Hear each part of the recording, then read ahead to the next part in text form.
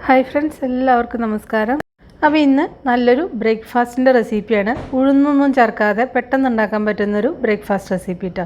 അപ്പോൾ ഉഴുന്ന് കഴിക്കാൻ പറ്റാത്ത ആൾക്കാർക്കൊക്കെ പറ്റിയൊരു ദോശയുടെ റെസിപ്പിയാണ്. അതിൻ്റെ കൂടെ നല്ലൊരു ചട്നിയും കാണിക്കുന്നുണ്ട്. അപ്പോൾ ഈ ദോശയുടെ പേരാണ് കോട്ടൺ ദോശ. അപ്പോൾ കോട്ടൺ ദോശയും പിന്നെ അതിൻ്റെ കൂടെ കഴിക്കാൻ പറ്റിയ നല്ലൊരു തക്കാളി ചട്നിയും എങ്ങനെയാണ് ഉണ്ടാക്കുന്നതെന്ന് കണ്ടു നോക്കാം. അപ്പോൾ അതിന് വേണ്ടിയിട്ട് 1 കപ്പ് പച്ചരിയാണ് എടുത്തിരിക്കുന്നത്. 250 ml ഒരു കപ്പ് കേട്ടോ.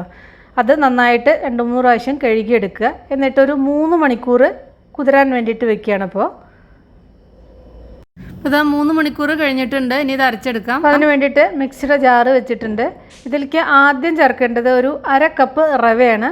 റവ ഞാനിപ്പോൾ ഇത് ചേർക്കുന്നത് വറക്കാത്ത റവയാണ്. വറുത്തതായാലും പ്രശ്നമൊന്നുമില്ല. ഇനി ഈ റവയിലേക്ക് ഒരു 1/2 കപ്പ് വെള്ളം ഒഴിക്കുക. എന്നിട്ട് അതൊന്ന് ഒരു 2 മിനിറ്റ് ഒന്ന് കുതിരാൻ വേണ്ടിയിട്ട് വെക്കുക കേട്ടോ. ഇനി ഈ റവയിലേക്ക് ഈ അരി നമ്മൾ കുതിർത്തി വെച്ച അരി കൂടി ചേർക്കുക. ഇനി ഇതിലേക്ക് 1 കപ്പ് നാളികേരമാണ് ചേർക്കുന്നത്. ഞാനിപ്പോൾ നാളികേര കൊത്താണ് ചേർത്തിരിക്കുന്നത്. നിങ്ങൾക്ക് നാളികേരം ചിരകിയത് 1 കപ്പ് ചേർക്കാം കേട്ടോ. പിന്നെ വേണ്ടത് 1/2 കപ്പ് ചോറാണ്. അത് ഏത് ചോറായാലും പ്രശ്നമില്ല. കുത്തരിയോ അല്ലെങ്കിൽ പച്ചരിയോ ഏതായാലും പ്രശ്നമില്ല കേട്ടോ. അതായത് പുഴുക്കല്ലരി ചോറോ അല്ലെങ്കിൽ പച്ചരി ചോറോ ചേർക്കാം. എന്നിട്ട് നല്ല മിനുസത്തിൽ അരച്ചെടുക്കുക. അപ്പോൾ അത് അരച്ചെടുത്തിട്ടുണ്ട്. എന്നിട്ട് ആ മിക്സിയുടെ ജാറ് കഴുകിയ വെള്ളം കൂടി ഇതിലേക്ക് ചേർക്കുക. എന്നിട്ടിത് ഓവർനൈറ്റ് ഫെർമെൻറ്റ് ചെയ്യാൻ വേണ്ടി വെക്കുകയാണ് കേട്ടോ. ഇതിലേക്ക് ആവശ്യത്തിന് ഉപ്പ് കൂടി ചേർത്തിട്ട് മിക്സ് ചെയ്യുന്നുണ്ട്. എന്നിട്ട് കൈകൊണ്ട് തന്നെ നന്നായിട്ട് മിക്സ് ചെയ്യുക. ഇപ്പം ഞാനിത് വൈകുന്നേരമാണ് അരച്ച് വയ്ക്കുന്നത്, അതായത് ഒരു 6-7 മണിക്ക്. അപ്പോൾ ഇത് രാവിലെ നമുക്കൊരു 8 മണി 9 മണിക്ക് ഇത് ഉണ്ടാക്കിയെടുക്കാൻ പറ്റും. കുറച്ച് നേരത്തെ അരച്ച് വെച്ചാലും പ്രശ്നമില്ല. കാരണം നമ്മളിതിൽ ഉഴുന്നോ വേറെ ഒന്നും ചേർക്കാത്ത കാരണം പുളിച്ച് വരാൻ കുറച്ച് സമയമെടുക്കും.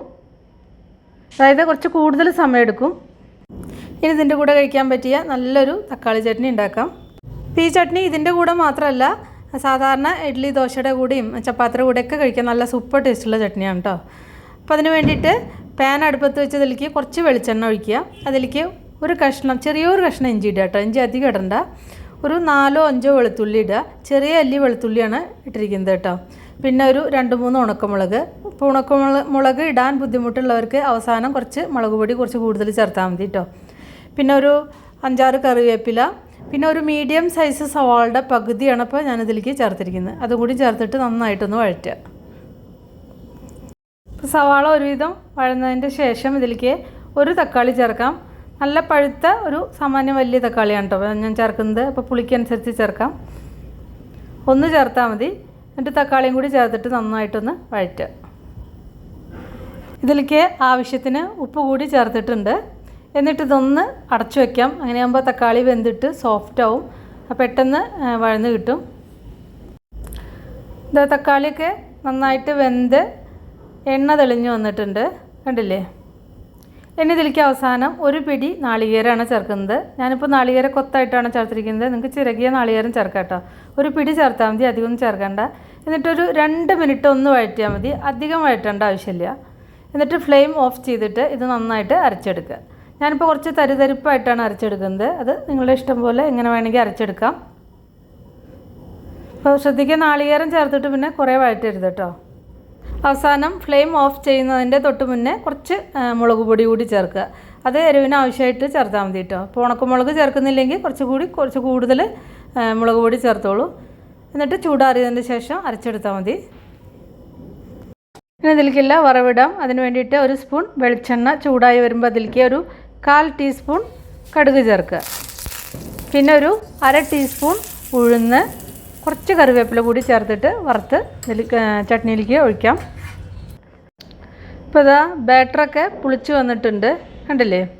ഇതിലേക്ക് ഇനി ഉപ്പ് വേണമെങ്കിൽ കുറച്ചും കൂടി ഉപ്പ് ചേർക്കാം. ആദ്യം ഉപ്പ് ചേർത്തിട്ടുണ്ട്, അപ്പോൾ അതിനനുസരിച്ച് ഉപ്പ് ചേർക്കാം കേട്ടോ. എന്നിട്ട് നന്നായിട്ട് മിക്സ് ചെയ്യുക. എന്നിട്ട് ദോശ ചുട്ടാൽ മതി. ഇപ്പോൾ ഇത് സാധാരണ ദോശയുടെ മാവ് പോലെ ഇങ്ങനെ കുറേ അധികം ഇങ്ങനെ പൊങ്ങി വരുമൊന്നുമില്ല. ചെറുതായിട്ടൊന്ന് പൊങ്ങി വന്നിട്ടുണ്ടാവും. പിന്നെ ആവശ്യത്തിനുള്ള പുളി ഉണ്ടായിരിക്കും.